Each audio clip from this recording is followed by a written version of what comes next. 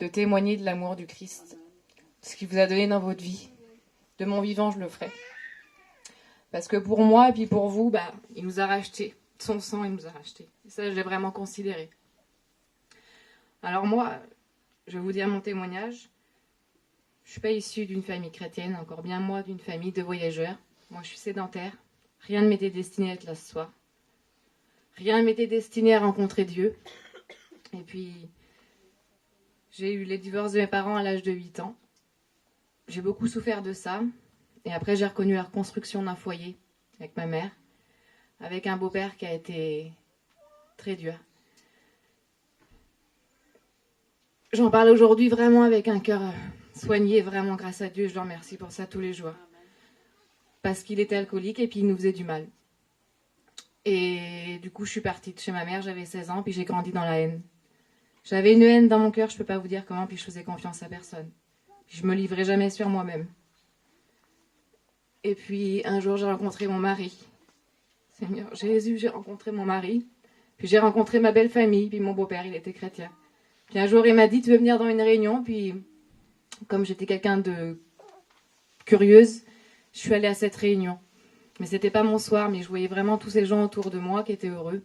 Ils avaient certainement reçu quelque chose, mais pour moi, c'était pas mon heure. Et j'avais cette peur dans mon cœur d'avoir un enfant un jour. J'en voulais pas. Parce que j'avais peur de reproduire ce que ma mère, elle avait fait. De subir un divorce ou avec un enfant, ça aurait été dur. Comme j'avais ma place nulle part dans le monde. Et puis un beau jour, j'ai eu le cadeau du ciel. Amen. Et ça a été vraiment une joie, parce qu'on s'y attendait pas du tout. Et puis j'avais ça dans mon cœur, je voulais le présenter à Dieu absolument. Je m'en fichais de l'église, de le baptiser, tout ça, ça avait aucune importance pour moi. Et j'ai présenté mon fils à Dieu. Amen. Seigneur, c'est lui qui m'a fait rencontrer le Seigneur. Le soir où je l'ai présenté à Dieu, c'est Jean-Pierre qui a parlé, c'est Jean-Pierre qui l'a présenté. Et il a dit un mot, et c'est vrai, je vous le dis frères et sœurs, des fois dans un cantique, dans un témoignage, dans un mot de Dieu, c'est là que vous êtes touchés. Et moi, ça a touché mon cœur parce qu'il a dit que le Seigneur, c'était pas un voleur. Et que s'il y a un jour, il y avait l'enlèvement de l'église, comme moi, j'étais pas convertie, le Seigneur, il m'aurait pas enlevé mon fils. Et je faisais ça vraiment pour dire que mon fils soit protégé. Je faisais vraiment pour le protéger, ça. Et je me suis dit, qu'est-ce que j'ai été faire là? Donc du coup, ça m'a tourmentée, puis j'ai commencé à aller aux réunions. J'ai fait mes propres expériences, j'allais aux réunions, plus souvent. Réunions de jeunes, réunions de prière, j'allais même au culte, mais puis je partais avant. Et puis un jour, après, on est tombé en confinement. Et du coup, je suivais les études qu'il y avait sur le groupe de William. Et c'était sur le pardon. Comme quoi que pour être un bon chrétien, il faut savoir pardonner.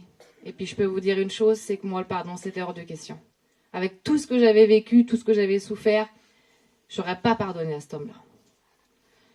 Donc je me suis dit, pourquoi je ne vais pas me baptiser parce que ce n'est pas possible. Pourtant, j'avais reçu quelque chose, je vous le dis, quand je suis montée sur l'estrade pour présenter mon fils à Dieu, je ne peux pas vous dire ce qui m'est passé dans le cœur.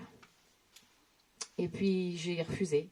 Et puis en fin de compte, ça m'a parlé le soir. C'est la première fois que je priais, puis je demandais à Dieu. Je disais, Seigneur, si tu es vivant, je veux que tu te montres à moi. Et puis il m'a répondu. Parce que quand un malheureux il crie à Dieu, l'Éternel lui répond. Et puis c'est ce qu'il a fait avec moi. Alors il m'a répondu.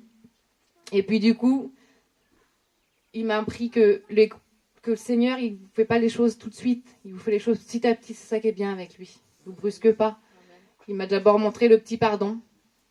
J'avais la cousine de mon mari, je lui parlais plus, j'avais pas de haine sur elle, mais on se parlait plus. Puis il m'a montré qu'avec ça, c'était un pas avant l'autre. J'ai eu le pardon qui est venu tout seul dans mon cœur, et puis après, aujourd'hui, je prie même pour celui qui m'a fait du mal. Parce que je sais qu'il appartient pas à Dieu, et que son âme, elle est perdue. Alors je prie pour lui, vous voyez quand même la grandeur de Dieu. Qui aurait cru qu'une enfant de 8 ans a prié pour son bourreau? Moi, je le fais. Et puis je vais vous dire quelque chose. Je demande beaucoup de choses à Dieu. Mais j'ai un mot sur mon cœur là ce soir, c'est quand on est chrétien, on n'a pas la vie rose, c'est pas vrai. Mais avec Dieu, on passe par tellement de choses que le Seigneur, quand il est avec vous, quand il brille dans votre cœur, je vous jure que le Seigneur, il vous aide à tout. Que ce soit les deuils. Et j'ai ça ce soir sur mon cœur. Parce que vraiment, j'ai appris quand ça fait que 1 an que je suis baptisée. Mais j'ai ma foi qui a grandi, c'est en priant pour les autres. Et je vous jure que je prie pour toutes ces personnes qui sont endeuillées, qui retrouvent la paix dans leur cœur, Seigneur. Je prie pour les enfants qui sont malades, je prie pour les personnes qui sont malades, pour toutes les maladies qui puissent exister sur ce groupe de prière, je prie pour tout le monde. Et vous savez ce que ça m'a donné, tout ça, de prier pour les autres? Ça m'a vraiment fait grandir dans ma foi, parce que moi, je demandais une chose à Dieu. Il m'a réparé mon cœur, c'est vrai. Il m'a réparé ma vie, mais il y a une chose secrète que j'ai demandé que j'arrivais pas à voir. Et puis un jour, j'ai crié à lui, et il me l'a donné. Alors, je remercie vraiment le Seigneur. Et puis, vous savez, c'est quoi la meilleure âme que nous, on a sur la terre? C'est la prière, frères et sœurs.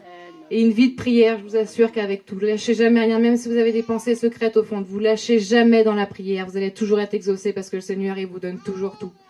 Alors, c'est vrai que depuis que je suis chrétienne, je me suis sentie des fois inutile. Parce que je me disais, maintenant que je suis chrétienne, je n'intéresse plus personne. Parce que c'est vrai que je n'étais pas la dernière à faire la fête avant d'être chrétienne. J'adorais ça. Mais moi, le Seigneur, il m'a tout enlevé. Parce qu'en vrai, la vie que je veux avec lui, c'est l'éternel. Puis je prie tous les jours pour que mon mari appartienne à Dieu. Je prie tous les jours pour être une porte pour les personnes qui sont perdues.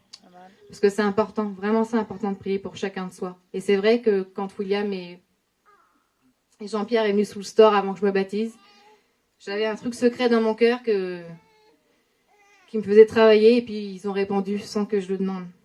Et puis Jean-Pierre, un jour, il a dit, quand on a le Seigneur dans son cœur, on aime encore plus les personnes qui nous entourent. On aime encore plus votre enfant, on aime encore plus votre mari. Et c'est pour ça que je lui appartiens aujourd'hui. Parce que l'amour qu'il me donne, j'aimerais vraiment que vous le connaissiez aussi, vous aussi, frères et sœurs. Si vous saurez ce qu'il peut m'apporter dans ma vie. Je suis changée, je suis transformée. Et au jour d'aujourd'hui, je prie pour toutes les âmes perdues, vraiment que vous rencontrez le Seigneur. Parce que si vous saurez ce qu'il est capable pour vous, il n'y a pas de limite avec le Seigneur. Voilà, que Dieu vous bénisse. Gloire à Dieu.